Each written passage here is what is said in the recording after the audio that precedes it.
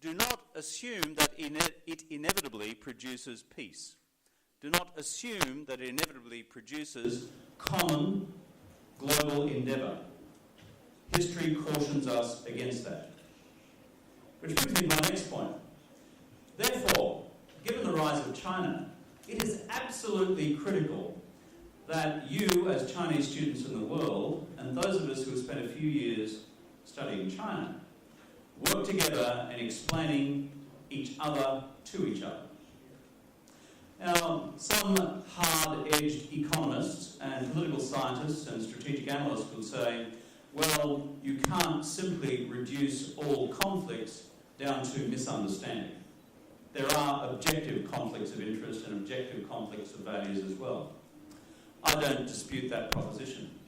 What I do know, however, that in China's engagement with the US, the West, and the rest, a lot is lost in translation.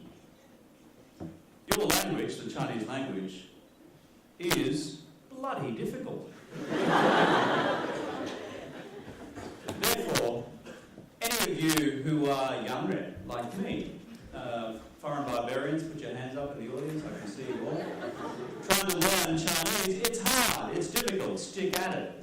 But what I know of Chinese, and what I've seen in high-level communications between heads of government of my country and China, and I've been in multiple meetings with Chinese leaders, is that much is still lost in translation. Let me give you one classic example which goes to the heart of the debate that you're having in this seminar today about the rise of China, China in transition, and where does China's economy go into the future. What was Deng Xiaoping's great aphorism for explaining how the future road that China would take? 四个字, 好光养慧. Okay? Now, you think of what that means as a chengyu, essentially, or as a classical Chinese expression. And I think most of you who have studied classical Chinese or modern Chinese or some history understand what it means. You tao your guang and you yang your hui. And so you hide your light and you develop your hui.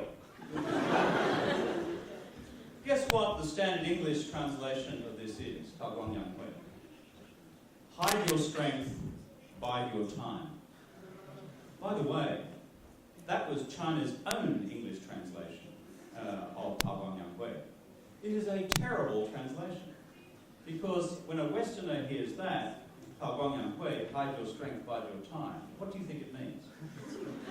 Well, I'm getting really powerful, but I don't want anyone else to know about that. I'm going to hide it and conceal it as much as I can. And I'm going to bide my time. And bide my time means I'm just going to wait, get stronger and stronger, and then I'm going to let you know who's boss.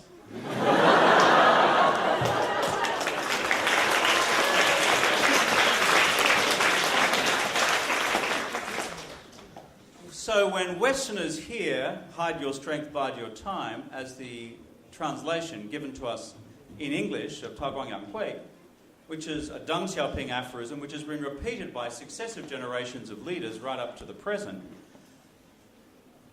that is one of the reasons why Westerners get a bit anxious.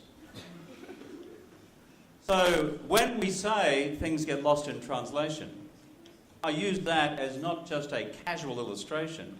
It's actually been central to China's attempt to explain what it's doing to the rest of the world. In fact, it all went so badly. You read Foreign Affairs magazine, you folks? You should. It's not an Australian publication, it's an American publication. I've got an article coming out in the next edition, so make sure you buy it. But no, Dai Bingguo, who's the state councillor responsible for foreign policy, was so challenged by this debate about Tao guang yang hui, he wrote an entire article in Foreign Affairs magazine trying to explain, 10 years too late, what Tao guang yang hui actually was. By then, to use an Australian expression, the horse had already bolted, which means it had already got away from you. Your role as Chinese students in the US, the West, and the rest is frankly, as effectively as you can, to try and explain what is going on in your country to the world when they scratch their heads and they don't quite get it. And it's not through lack of effort, but understand that Westerners have not put a huge effort into understanding China as well. And that's why there is a role for each and every one of you. Understanding intimately and by experience your own civilizational tradition, but by virtue of having the opportunity to study at fantastic institutions like this, to understand what makes the West tick. The idea of a university within the West, the centrality of academic freedom within the West, and what that is, and the fact that that has not always been our tradition. The 500 years that we've seen since the Renaissance, the Reformation and the Enlightenment have been fundamentally transforming events. The state of freedom in Europe 500 years ago was identical to the state of freedom at the time in the Middle Kingdom, and what would have then been the Middle Ming dynasty. We've changed in the West, and it's a good civilizational tradition as well. It's not perfect. And as someone who spent 5 years of his life studying Chinese civilization in all of its dimensions, it is an extraordinary civilization with great depth and richness and literature and wisdom and learning. But it's not perfect either.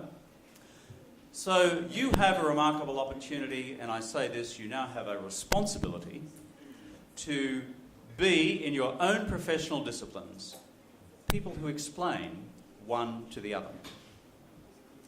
And that is a challenge facing the entire Chinese student diaspora around the world, including the rest of the world's student diaspora currently in China, including my son Marcus, 18 years old, just spent 1 year at Beida, studying Chinese for his gap year. He's come back entirely confused about what modern China is. But at least he's begun the pilgrimage. This, of course, becomes most acute not just because of the competing nationalisms and the countervailing forces of globalization operating around the world and operating in Asia, if you go to the central core of it, between China and the United States, the world's largest economy and the world's second largest economy. As some have said, the world's remaining superpower and the world's next superpower. I'll let others make those judgments.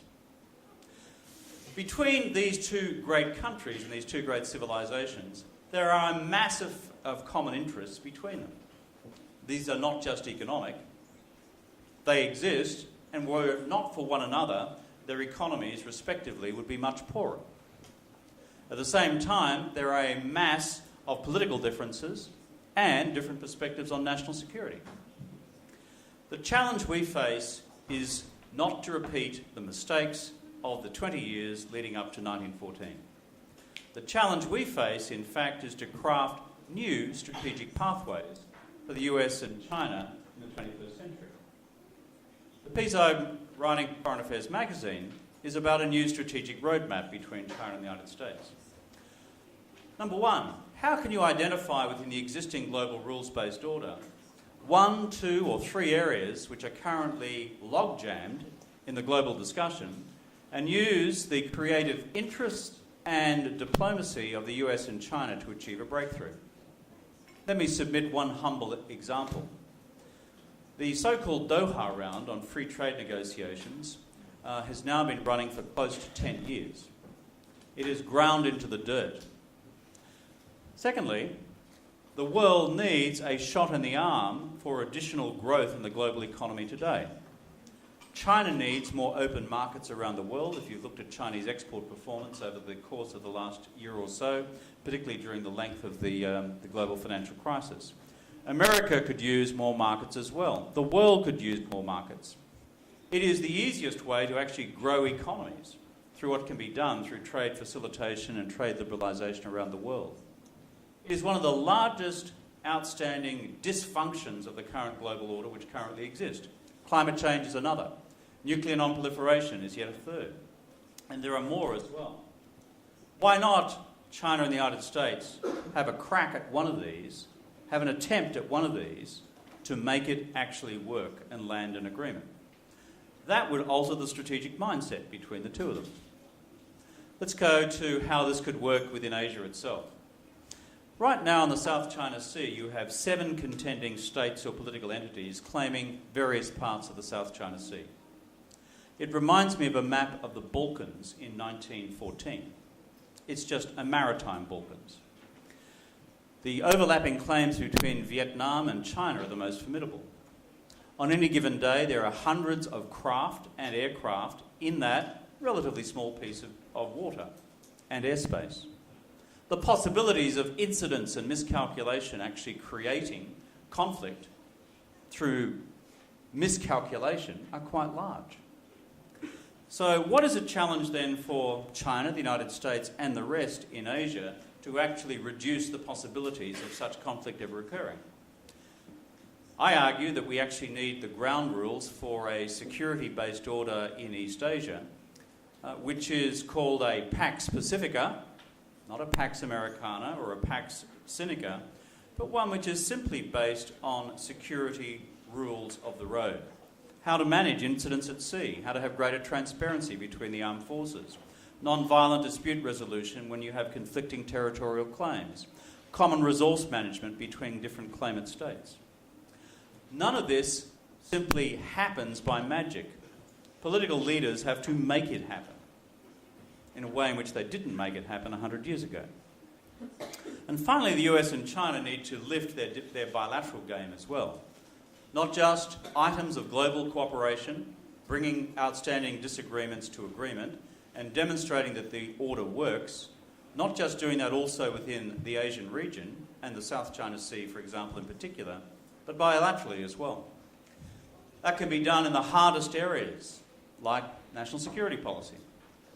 The dialogue between the PLA and the US Armed Forces is very thin. It should be elevated. Transparency actually helps. It doesn't solve all problems, but it reduces them. The final point I'd leave with you before I take some questions is this. The world is asking one question about China. It is this. We know China has legitimately aspired to acquire national wealth and power. It has been something Chinese reformers have dreamt of since the time of Genfu and the time of the end of the 19th century and the late Qing reformers. And there is an extra reason for that, because Chinese leaders do not want to see a repeat of a century of foreign humiliation, which China experienced from the Opium Wars through the end of the Japanese occupation. We understand that, or at least some of us do. But the question then arises, once China has national wealth and power, and within the next decade, I agree, notwithstanding the debate we had earlier today, that China is likely to emerge sooner or later as the world's largest economy, how will China use that wealth and power to change the rules of the global system or the regional system or the international order more generally? Or will it be content to remain within the rules of the existing order because it served China so well? This is the question China needs to answer. Because if China, as the world's largest economy, seeks to change the rules one way or another, it affects everybody, not just neighbours, it affects the entire international system. This is a fair question. Many of us who work on this professionally spend a lot of time trying to understand what changes could occur. When you put it often to Chinese analysts themselves, they say, this for us is a work in progress. This is a core challenge. But with you and with others of us trying to actually reduce the misunderstandings between common interests and different interests, common values and different values, this is practical work to be done on the way through. So there's a challenge for you, each and every one of you. You go and find a Western student today and explain to them the 3 things that you believe China means for the rest of the world in the future. And for those of you who come from outside of China, do the same to your Chinese colleagues as well. I'm an optimist. We're going to get there. But we won't get there by magic. It'll be through the effort of individuals, efforts of leaders, efforts of political leaders around a common strategic concept. Thank you for your time.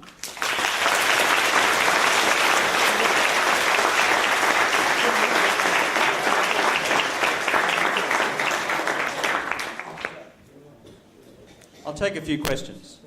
I will nominate them in a very undemocratic way. The guy in blue.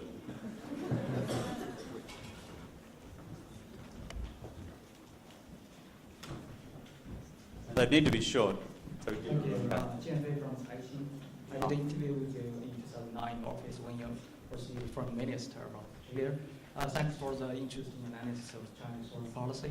So I would like you to comment how the translation of the peaceful rise in English in China we call it 和平崛起. But would you, as a foreigner, do you like it or do you speak conservative? Thank you. The honest answer to the question about 和平崛起 is this. Every time we look at China is experimenting with a new formulation of how to describe its 崛起. We began with 和平崛起. Then suddenly we had a 和平发展.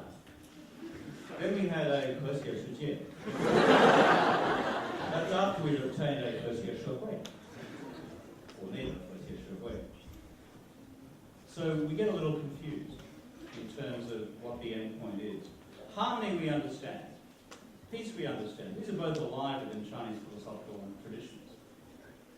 I have a theoretical view that it's actually possible at a level of philosophy which can be relevant to the internal debate within China to blend traditional Chinese concepts of harmony, of the type that you see in classical Chinese texts, like the Zhongyong, into forms of multilateral cooperation on security.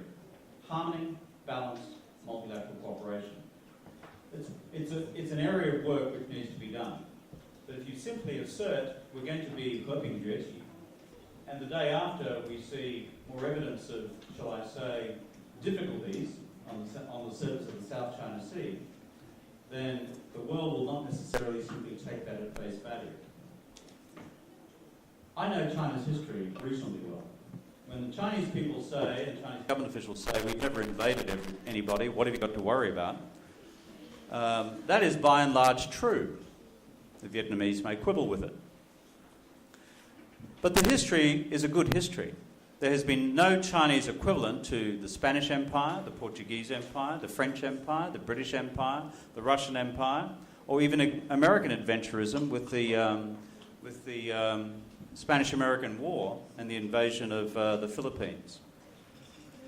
China doesn't have that history, even when it had its national capacity to establish colonies abroad in the time of the Ming and Zheng He and the great voyages around the world. But that is not the question for the 21st century. Are you going to invade somebody? The question is, how will China use its power and influence in the region and the world? That is the question. And that's why China needs to develop its own detailed script and narrative for A, whether you are happy with the current international rules-based order, which we've had since 1945, and wish to become a rolling and more active participant in making that order work, or B, whether you want to change it when you become the world's largest economy, and if so, in what direction and why, and what effect will that have on everybody else? Next question. Lady in yellow. I really enjoy your speech. Thank you. And that's okay. You can come again. You talk about economic globalization. So I'm wondering how you see the notion of new colonialism or global hegemony in the era of economic globalization. Well, as you know, with 全球化, globalization, there are different forms of globalization. Without going into what you study here at this university in great detail, you have neoliberal forms of globalization, and you would have what we would describe as social democratic forms of globalization. In other words, globalization with the social democratic conditionality. What do I mean by all of that? You simply allow globalization where market forces and price dictate the entire allocation of resources and the state never seeks to intervene. Or you have a globalization which harnesses the benefits and efficiencies which are delivered by price theory and markets around the world, what Adam Smith taught us a couple of hundred years ago, but at the end of the day saying the state still has core functions in terms of the reallocation of wealth around principles of equity and equality of opportunity. It depends, therefore, what form of globalization states and political leaders choose to have. Because I'm a social democrat, I have the latter view. I think we saw the manifestation of the former view at large and in everyone's faces during the global financial crisis, when you had unregulated global capital, I think, performing quite disastrously in the global economy in the financial crisis of 2008 and the years following then. On the hegemony question, I don't buy the hegemony point in terms of globalization itself. Globalization and market capitalism is an overwhelmingly positive force in the world. The real debate is it untrammeled, uncontained, or unrestrained, or do you impose conditionalities on it? My argument is you impose conditionalities. In the middle here, a couple of questions. Sir, you're very quick, which means it's going to be a hard question. Thank you very much for your inspirational remark, and I think most of my colleagues will be aspire to have more thoughts and will be prepared to do more things in the future. And my question is back to the overall lectures of today, which have been talked about political and economic and even cultural China in a positive way and negative way.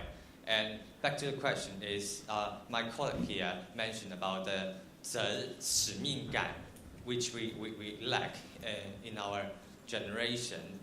And my question is actually on both sides, is to most of the presence here and my colleagues, 到底我们的责任感呢，就是你们觉得大家我们这个时代我们责任感应该在哪里？而且我的问题也是像陆克文先生啊，就是你认为你在这个时代的责任感 in response particularly to the ever growing larger Chinese economy, what's your 你是不是谈到那个中国国际性的那个责任感，对不对？对对，在那个国际机构等等，对不对？或者在那个国际秩序，对不对？对对。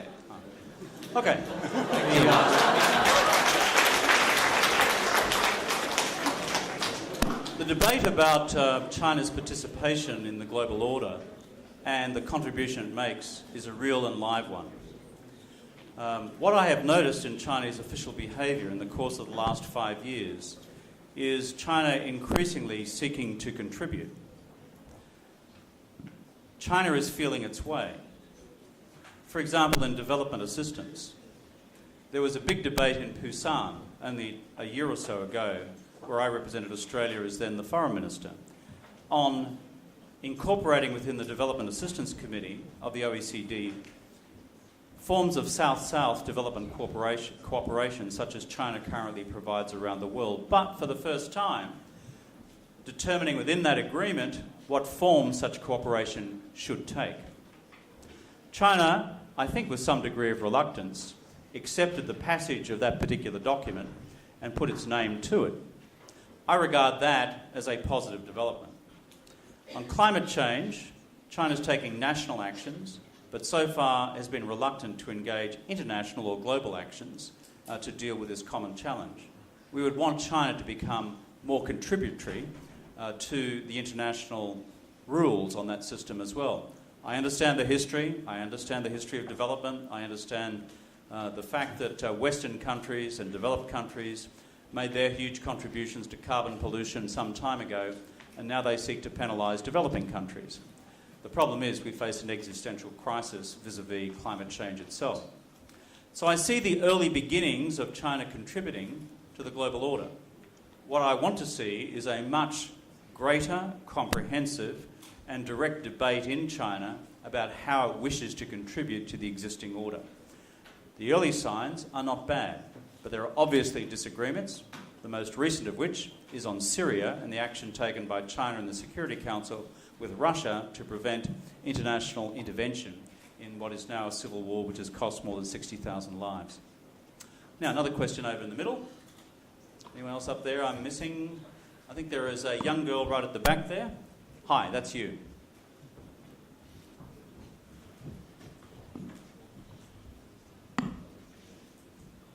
Thank you very much for a fantastic speech. And I actually feel a little bit confused that I think outside China, most people assume that China is not democracy by any means. So sometimes we might doubt that to what extent that official slogans, objectives can represent those of the country as a whole. And apart from the nature of the political system, and also probably more importantly, the discrepancies in understanding from China itself and the rest of the world of what China is or what it's going to do, probably, at least in my own understanding, stems from the huge gaps between generations. I mean, partially due to the nature of education they received. So my question is, do you think that the situation might be helped a little bit given the trend of new generation taking over power, and also given the precondition that social liberalization in China will be carried on? Thank you. This is a very good question.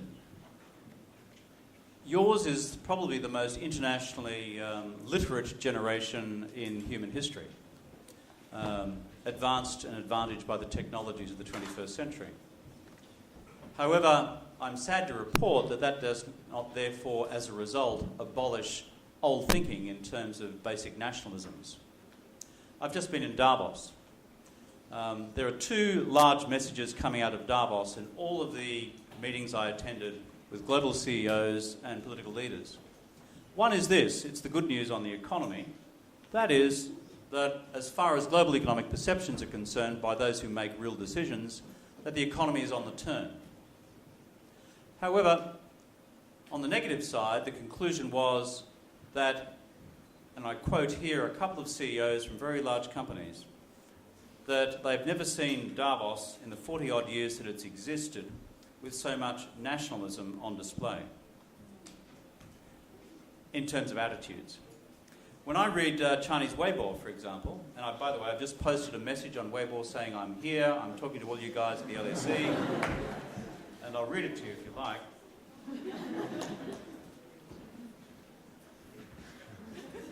You can tell me if I've actually misrepresented you. But on Weibo, what you find is a whole bunch of messages which are actually quite nationalist in tone as well, from young people. So it doesn't just abolish itself with generational change or with technological change. These forces of nationalism are there. They have to be managed politically by leadership. And we all hope that the globalists, not just in China, but the globalists around the world, actually win this great battle in history between the two forces.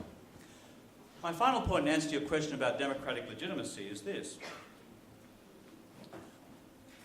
When China becomes the world's largest economy, not if, but when, sometime in the next decade or so, it'll be the first time since George III was on the throne that we will have a non-Western, non-English speaking, non-democratic state as the world's largest economy.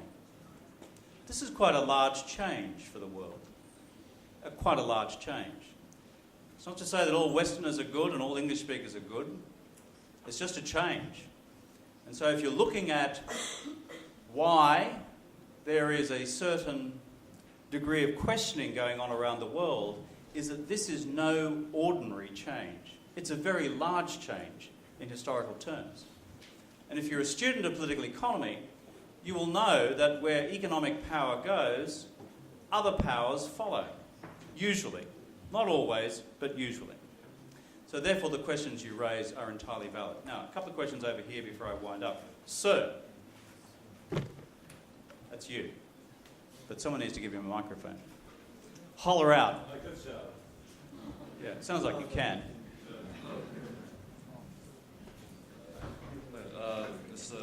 Prime Minister, thanks for coming. 欢迎来我们大学。谢谢。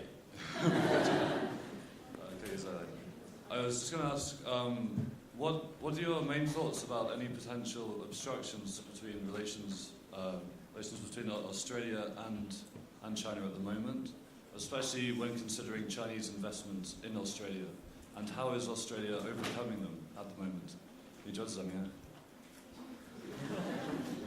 我觉得还好。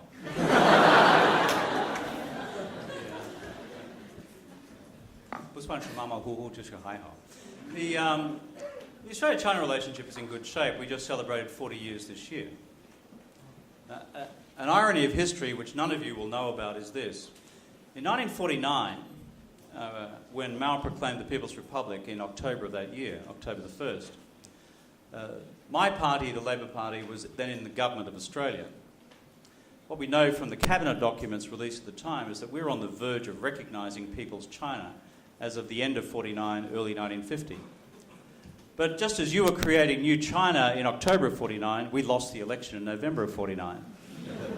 We were out of office for 23 years, and it was only 23 years later that we recognised China, again under the then re-elected Labor government. So we go back with China quite a ways. 40 years diplomatic relations as of the end of last year. It's in good shape. The economic relationship is huge. The bilateral trade numbers are in the vicinity of about 135 billion US. That's much bigger than the China-Britain trade. In fact, I think we're probably about the 6th largest trading relationship which China has with anyone in the world. That's the first point. The investment flows which you just mentioned are also significant. Often in Beijing you will see reporting by my favourite newspaper, the Global Times, whose mission statement is how to make foreigners upset and thereby boost their sales. And I regularly talk to these guys when I go to Beijing. I think they're a decent bunch. Despite what you hear in Beijing that Australia has been discriminatory towards foreign investment projects, in the last 5 years since we've been in office, a few facts should be put on the table. Number one is, which country in the world as of last year, when the last data was produced, is the recipient of the largest amount of Chinese investment in the world? Australia. Okay? And of all the investment applications we've received, and these are ones over $100 million, which go through our Foreign Investment Review Board processes, we've received something in the order of 200 to 300. We've accepted about 98% and sent the other 2% back for further work. It's a very open economy in Australia. And historically, that's what we've done with British investors, American investors, Japanese investors, Korean investors, and now it's Chinese investors. We're doing it with investors from the Gulf as well. It's a good relationship. But we, as Australians, hold this to be true. The value which we call democracy is a universal value. And we don't apologise for that. We are who we are. We believe this is a good value. We believe it's a universal value. And when that brings us into some degree of dispute with our Chinese friends, then we recognise the difference. But we will not, as it were, simply compromise that for the sake of a strong bilateral relationship. Now I'm going to ask one more question, and I think it's the lady in red over here, before I expire. Thank you very much. By the way, I can't get my Wi-Fi coverage here, so I can't read you what I just wrote on Weibo. Oh, 太好了。你可以把它放在那边吗？不会吧？ Thank you. 我写的字写的怎么样？还可以。首先有语法方面的错误吗？你看一下。一般来讲，那个中国的老百姓都知道是我自己写的，为什么呢？一般来讲，我有错误。标点符号有错。还有一个照片。几百多名。啊，抱歉，多多指教。Okay, sorry. I really appreciate your speech today, and I really enjoy it. And I come from Paris, actually, Sciences Po Paris. We're graduating a lot of French. Paris, presidents. Texas, Paris, Yeah, France. Exactly. You know. But actually, what I feel in France is that they more care about the European affairs, not really about the relation about China, because we don't talk much about the Sino and Franco relationship. But my question is, what do you think make Australia drive so many Chinese, no matter for doing business or students? What's the key point that you drive so many Chinese there? And do you think the relationship with China would be forever so good? Thank you. Look, Australia is an interesting sort of country. Number one, our home is Asia. That's where we are. And the whole country is basically pretty relaxed about that. Number two, Where we're different is that we are the West in the East. Does that make sense? And we don't actually have a problem with that either. We respect diversity. We actually have a lot of diversity at home. But our entire civilizational tradition, apart from the first Australians, Indigenous Australians, is from the West. So we are a little unusual in the region. But when people say, but you guys are not Asian, to which I then say, well, what is Asian? Asia actually equals the word East. And so there therefore is no difference between Chinese civilization and Japanese civilization, or Korean civilization, or Malay civilizations, or the civilizations of the Indian subcontinent. Asia at home is home to massive diversity, and we're just part of that diversity. Secondly, I think the reason why Australians are very, very relaxed and comfortable about stacks of Chinese students coming to study and work is that the place is a pretty diverse country these days. The last data I received, but I looked to my friends at the University of Chicago to correct me, is that over about last year, the total quantum of Chinese students in Australia was something like, in that year, was about 130,000. Which is about the number we get each year. I don't know what the number is for the UK, how many Chinese students there are in the UK. In the US, I don't think it's much bigger than about 130,000, 150,000 a year. So it's also got a very basic advantage, which is we're in the time zone. You want to ring mum and dad, you don't have to get up in the middle of the night. Also, it's not exactly a whole lot closer, but it's a pretty friendly and a pretty safe community. We benefit from that. We enjoy having Chinese kids with us. They add to everything we do at home. We also have massive immigration coming from the rest of the world as well, including from Her Britannic Majesty's realm here as well. I think I shall conclude with that, but simply to conclude with a word of encouragement. About 500 years ago, 400 years ago, there was a great Western missionary whose name was Matteo Ricci. Any of you heard of him? Okay. His Chinese name is Li Ma Do, and we call him Matteo Ricci. He was called the wise man from the West by the Ming court, where he worked 400 years ago as an advisor to Chinese emperors. If you have some time in your next break, just read a little bit about Li Ma Do and what he tried to do over 30 years of life, living and working and eventually dying in China, trying to cause China to understand the West, and through his writings, trying to get the West to understand China. It's an extraordinary story of someone who did that 400 years ago. But I think it's a story with some resonance for all of us today who try to be a bridge between the great civilization that is China and the great civilization that is the West. Thank you.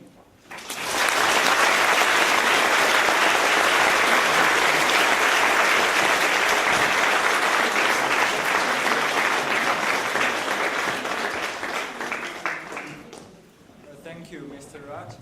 I believe many of you here agree with me that there are no better candidates than Mr. Raj in concluding today's forum.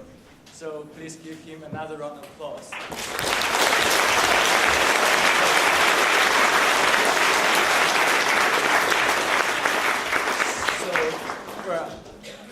Today has really been a long day, isn't it? I know I'm the last barrier between you and your dinner. However, just bear with me for 2 more minutes. I want to take this opportunity to thank 2 groups of people apart from the audience. So firstly, our speakers are all very, very busy people. And thank you so much for your time in preparing for this year's forum, and also in flying over to London from places far and away. Thank you.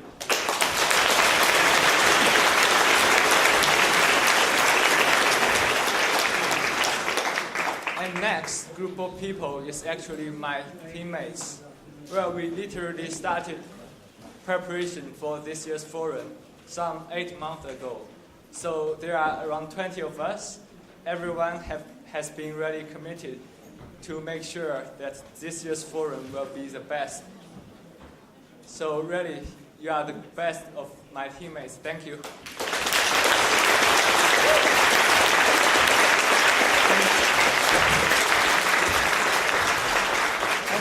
I just suggest that you guys come down to the stage and take a photo shot with all our speakers.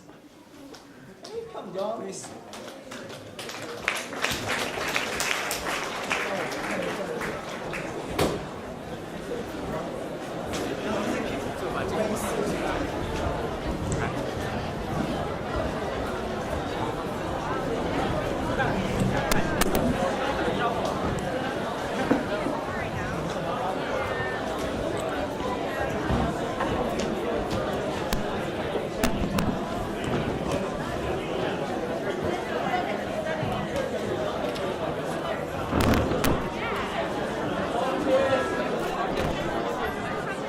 Audience, please return your headsets.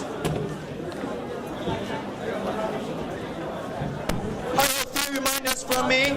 Firstly, please return the headset outside and you can get the deposit back. Secondly, please return the name badge outside and on the exit there will be a drop box for you. And finally, please clear up the rubbish around you. Thank you and good night.